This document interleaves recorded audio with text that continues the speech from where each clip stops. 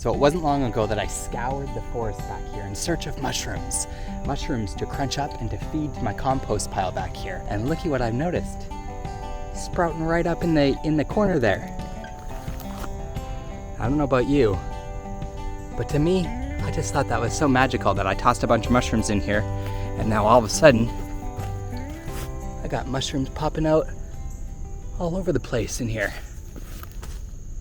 Hey, these little guys. Let's head over there to the pond. Let's check out our supplies, everything that we need to grow and harvest our own mushrooms. I've got 4 different varieties of mushrooms to share with you. And I guess we'll just learn this together. Before we get into the supplies, check out the pond. Check out how clear it is now. I guess that bog filter right there really is doing the trick. So we've got a couple power tools. We've got our drill. That's going to be the most important piece of this puzzle. We've got our mallet. That's going to be the second most important piece of the puzzle. And let's see, what else do we got? We've got our blowtorch back here. This is going to be the funnest part of the puzzle, and you'll see what that's for in just a minute. We've got our mushroom grow kit. Now I got all of this mushroom stuff from a place called North Spore. Let's see if I can find the logo right here, North Spore. And I'm not endorsing them or anything like that. Honestly, I don't know how this is all going to work. It's just kind of the one that popped up when I did my little Googling for, mushroom growing supplies. And yeah, if you want to grow your own mushrooms, that's what I would suggest you do too, is go to Google, type in mushroom grow supplies. You're going to be overwhelmed by the multitude of options and things like that. But what I liked about this North Spore is, to be honest with you, their website. It worked really well and it was easy. Of course, I'm going to show you what's in the box. So this is a bag of wax, and again, you're going to see what all this stuff is for momentarily. This is our actual mushrooms in here. So I've got 2 different ways that I'm going to grow mushrooms, and this is going to be the first method. This is what's going to require the drill, and again, I'm not going to spoil it too much. We'll get to all this in just a second. We've got this little brush, I think is to kind of smear wax if we need to, and we've got our drill bit that conveniently came in our mushroom grow kit. That's why I actually got this whole kit for the first one. It's because it came with that drill bit and everything that I would need. Then I also got another variety of snow oyster mushrooms here. And again, guys, I just looked at the picture and I thought, what looks tasty? What do I want to fry up and put in my stir fry? And that's the mushrooms that I end up choosing. This is going to be our second method of growing mushrooms. So we're going to get to this at the end of the video. The first thing that we're going to do is we're going to work on these mushroom plugs. But then this style of mushroom is one that you actually grow in wood chips. But we'll get to all that in the end. Again, I don't want to get too fast forwarded here. These are our wine cap mushrooms. And last but not least is our almond agaricus mushrooms. Don't those look tasty? And not only are they going to be tasty, but how cool is that going to look? Growing all up in here, all these different mushrooms. I got these ones because they kind of look like your regular, your more normal edible mushrooms. And those ones just kind of had a really cool cap. These ones just kind of looked neat and they were popular. And what are these ones again? Oh yeah, these are our chestnut. These ones kind of remind me of the mushrooms that I find out in the forest there. So I'll get to feel extra foresty when I'm eating these chestnut mushrooms. This whole area used to be one big log pile just covered in leaves and things like that. And we've got a bunch of debris over there that I'm going to have a big bonfire with. But more importantly, I found all of these logs and have been just collecting them and kind of setting them out here.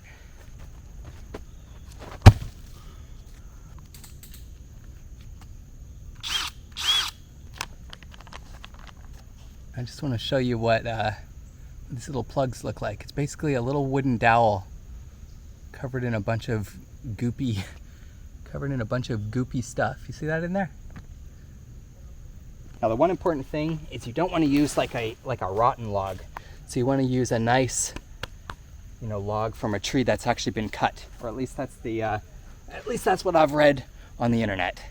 Fortunately, I have a whole stockpile of trees that have been, cut in the past. I'm assuming for when they've kind of just naturally fallen over in the woods. And, over the years they were buried with leaves and that sort of thing.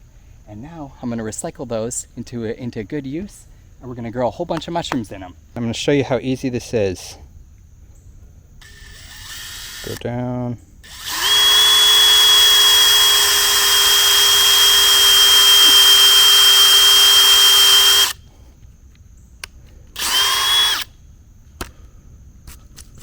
We'll just assume that was deep enough. I think so.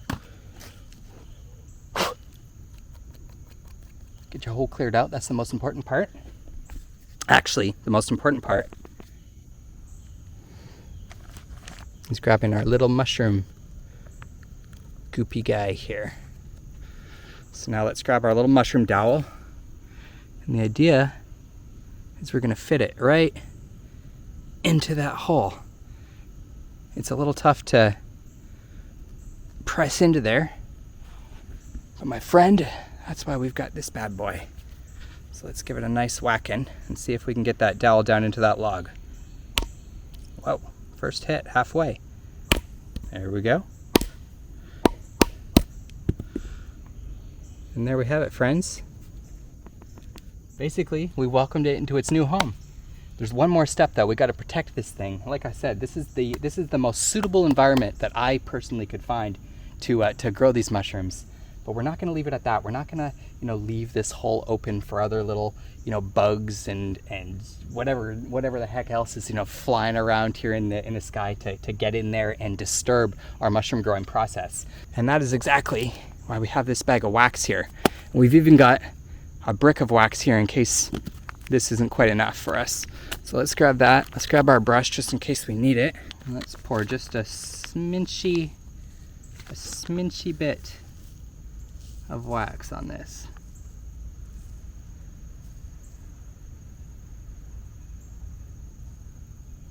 There we have it.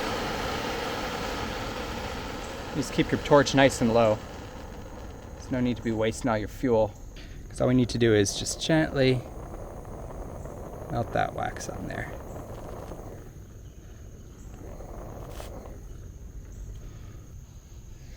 Little embers smell like a campfire. And that's the basic idea. You drill a hole, you stick one of those wooden dowels in there, and then you seal it up with wax so that it's all nice and protected. Now all I've got to do is actually drill, I don't know, I have 100 plugs, so maybe 10 or 15 more holes in this log itself. Maybe grab a couple more logs over there and drill a bunch of holes in there as well. So it's going to be a lot of drilling, a lot of pounding the nails in there, and a lot of sealing everything up with wax. I guess this is the point of the video where I have to find a fun and entertaining but still, consumable and short way of presenting all of that work that I'm about to do to you. So, wish me luck. 1, 2, 3, 4, 5, 6, 7, 8, 9, 10. 10 little mushroom holes in one log. And that might not sound like a lot, but I've got a lot of logs back there, so I'm not being stingy.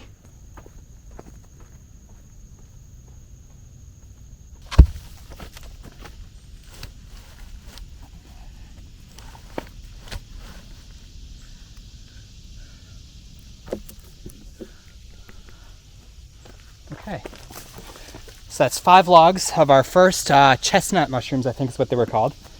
And you can see that right behind me, we've got a little log wall started, which eventually, given how much time, I'm not exactly sure.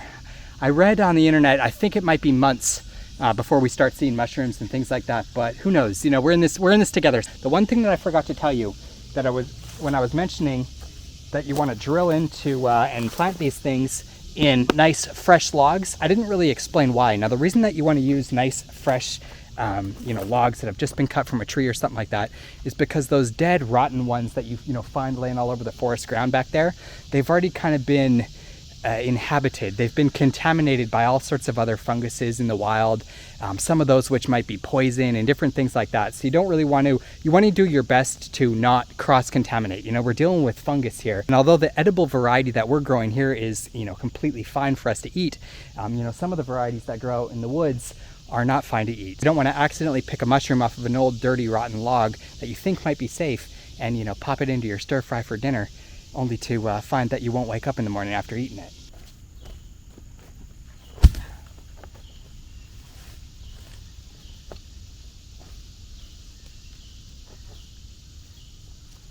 The only other thing you got to be careful of is when you're manhandling these logs like this, there's going to be all sorts of little ants and stuff that are crawling in your shirt, and you'll kind of feel them nibbling on your sweaty skin. It's all part of the mushroom growing process.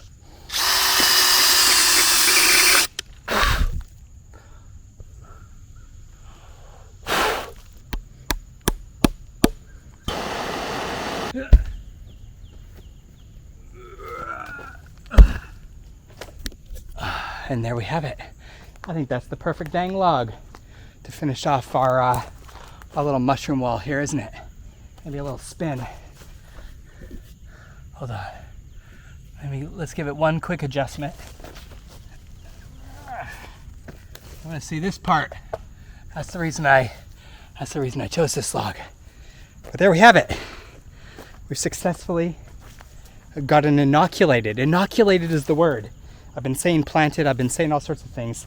It just popped into my head that when you're planting mushrooms, you call it inoculating. I think anyways. So we've inoculated an entire wall of soon-to-be mushroom logs, and then we'll get to watch them grow, we'll get to eat them. I went through all that mumbo jumbo about how exciting it was going to be in the beginning. We've got one more step, we've got one more method of growing mushrooms. And for that, the next method is going to be growing mushrooms in wood chips. I've got 100% cypress mulch here, basically just cypress chopped up. What is a cypress? Is a cypress a tree? Whatever a cypress is, it's a bag. I've chopped up that. And from my understanding, you can really use, just like the logs, you can really use any sort of, clean, readily available wood chips to grow your mushrooms in. But what I've got to do before I introduce you back to the last two varieties of mushrooms is I've got to build 2 wood chip beds for them to live in. And I think I'm going to do that right beside the old mushroom log wall here. I pulled all of these old, I don't even know what you call them, edging stones out when I redecorated the garden bed over here. And I think what I'm going to do is use these. I think I'm going to use these to sort of create a barrier to store my wood chips in, or to create a little frame for each of the beds. So we'll do something like that. And I'm basically going to build a little bed. Ta-da! And there we have it. Not 1, but 2 little mushroom beds right beside the mushroom wall here. Now again, this isn't a necessary step. I just simply had some extra of these little edging bricks lying around from when I tore them out from the old bed. And I needed something to put on the edge of my cypress mulch here. And I just thought it would work out perfectly that way.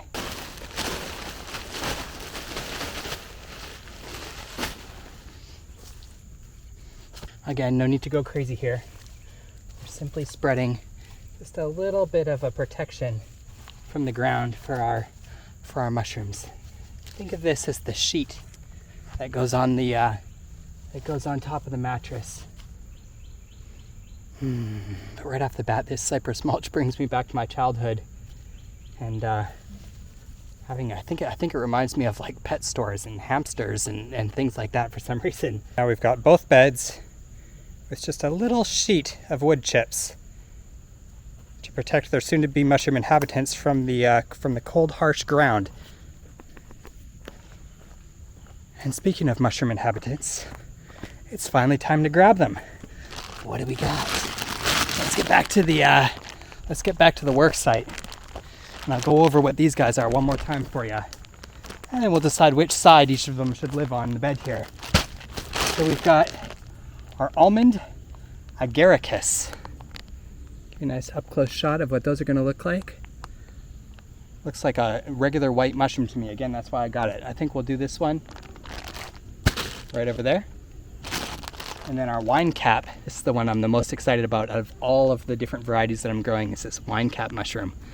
So for our wine cap, we'll grow you right over there. Now what I'm about to show you might just blow your mind. You're gonna ask yourself, why did you waste so much time drilling those logs, plugging them up with little plugs? The answer is I wanted to try both varieties. It's all an experiment. This whole garden, everything around me out here, it's all just one big experiment. The variety of mushrooms that were growing in these logs, well, they're made to grow out of trees and in logs and things like that.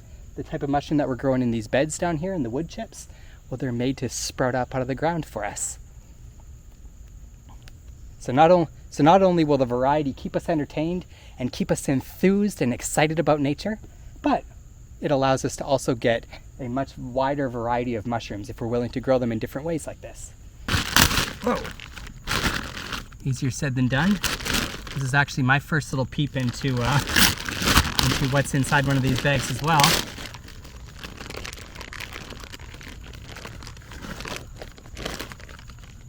I kind of feel like I'm delivering a baby. Basically, we've got us a nice big brick of mushroom stuffs. And just when you thought there wasn't any fun in the wood chip process, you realized that we get to crunch all of this mushroom gooey goodness up and spread it throughout our bed here. Let me give you one more crumble of this real close.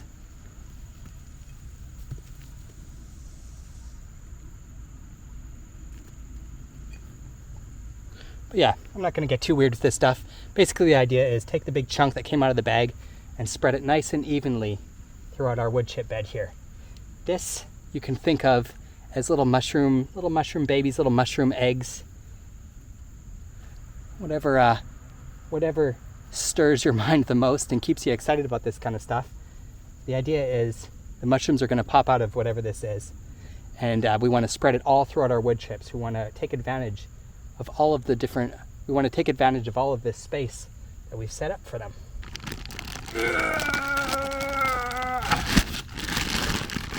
It's not popping open as easy. I didn't really give the last one a good sniff test because it kind of has like a sweet smell. Almost like it smells like fresh mushrooms, but fresh mushrooms from like a laboratory or something like that. It's got a bit of a sterile scent to it. Anyways, let's get these wine cap mushrooms spread out in this second bed here. You do want to make sure you break up the chunks pretty good and get everything spread out nice and evenly. Take advantage of all the space you've got. Feel free to even break it up in the bag a little bit. Grab you a nice handful, toss it out. Really, this part is completely up to you.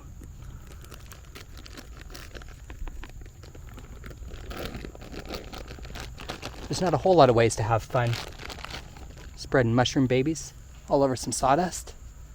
But we're dang well gonna try, aren't we? And I'm having fun, aren't you? Just think of how much fun we're gonna have when these wine cap mushrooms start sprouting out of the ground. And we can pull our first one up for delicious stir-fry dinner.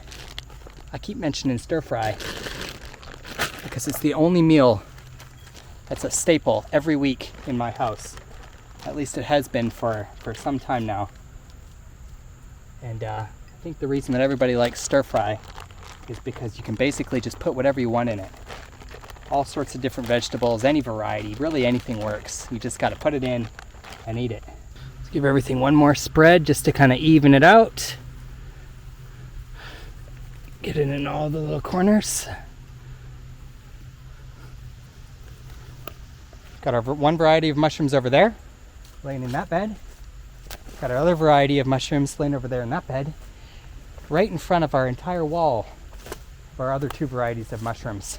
Now there's one last step, one thing left to do, and that's cover these little baby mushrooms with a nice insulated, warm layer of wood chips, just like that's below them.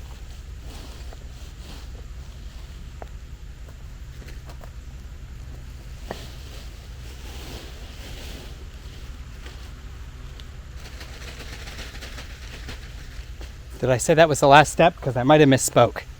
Now we gotta seal these guys in. We gotta tuck our little mushrooms in by spreading a nice, thick, soon to be juicy layer of wood chips. In my case, cypress wood chips on top of our mushrooms here. And I'm talking really slow and gently because basically what we're doing right now, guys, is we're tucking these little mushroom babies into bed. Giving them a nice pat on the back, pulling those covers in all tight beside them. If you were fortunate like mommy and daddy used to do. We're gonna use our nice, soft, gentle voices and wish these mushrooms the best of luck. Growing up, growing strong, eventually ending up in our bellies. What else is there to do, you ask? Well, it's gonna shock you as much as it shocked me, but nothing. We're completely done. We've drilled our logs. We've got an entire rock wall full of 2 varieties of mushrooms. Sitting right in front of them are 2 full beds of wood chips with another 2 varieties in them, 2 different types of mushrooms, 2 different ways of actually growing them. And now all we have to do is wait. And believe me, I'm gonna be as excited as you are when we're watching mushrooms pop out of every one of those little holes, filling that whole space. The only thing I'm wondering, to be honest, is, is this too many? Did I do it the wrong way? Look at that one right there. Forgot to put wax over it. I guess that'll be part of the experiment too. What happens when you don't put wax over the plug? We'll find out together. I'll give you one more shot from afar. The new mushroom wall. Or what will eventually become our mushroom wall over there.